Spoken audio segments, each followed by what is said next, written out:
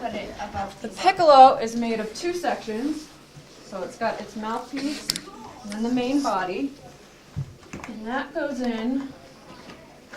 See the little spaces for it? Fits right in. Alright.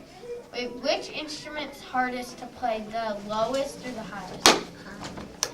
I would say the highest. Because It takes a lot of air in a short amount of time. Yep. And then there's the C flute. And this one, anyone guess how many sections this comes apart in? Yep. Three. Very good. Well said, flute players. So there's the head joint, main body, and the foot joint. And same, it just fits right into its individual places.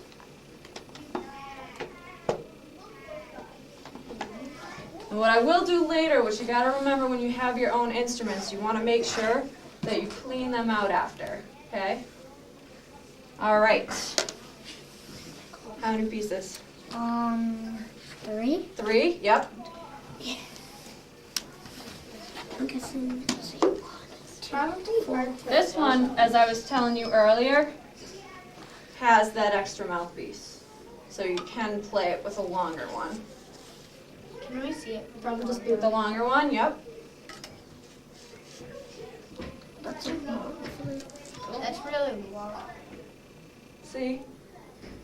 So it'd be much easier to play with this one, It right? sound different with the like that. Nope, should sound the same.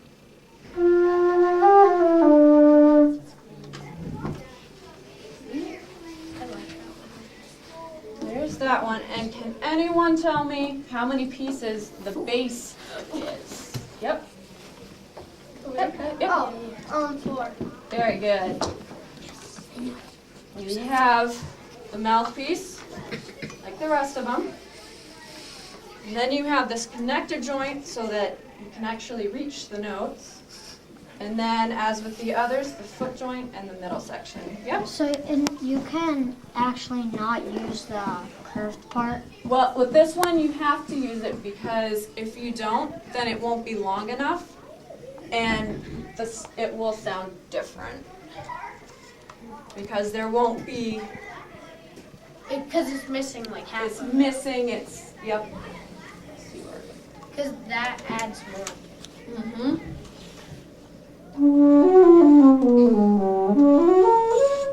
That sounds cool. But in order to make the notes the right notes, it needs this middle section because that gives it longer for the vibrations to travel and they get wider as they go. So I'll show you on the board how the vibrations work. Piccolo, because it's so short, will have vibrations like this, very close together. And those produce a higher sound because they're going so fast, they're so excited. Whereas the bass flute with all its tubing will go like this. So it takes longer for those waves to come out of the different sections. So it's high frequency and low frequency. Yes, yep, exactly. Okay. We're going to have to close for lunch in just a moment. So if there's, I think Kate has a question to finish up for us. Does any of them have corks, or do they just have metal ones? They do have corks in the top of the mouthpiece. Right up in here, there's a cork in it, and you only want to let whoever's teaching you play with these. But in your case, there'll be a little rod like this, and you can see on here, there's a little tiny indent on here. See that? And when you go to check to see if the instrument's in tune with itself, that little line should be in the center of the mouthpiece when you put it up in there. And if that cork moves a little bit, it'll affect whether it's in tune or not. And then on the actual flute itself, there are little pads, if you can see up under. See the little pads? Those make sure that when I push the key down, it seals everything off and no air escapes. Because if air escapes, it's going to affect the note. It's going to sound airy or it might not come out at all. And then within the flute, there are tiny little springs and a whole bunch of little gadgets and everything that make it so that if I push this down, this one will move as well. There's a lot of stuff.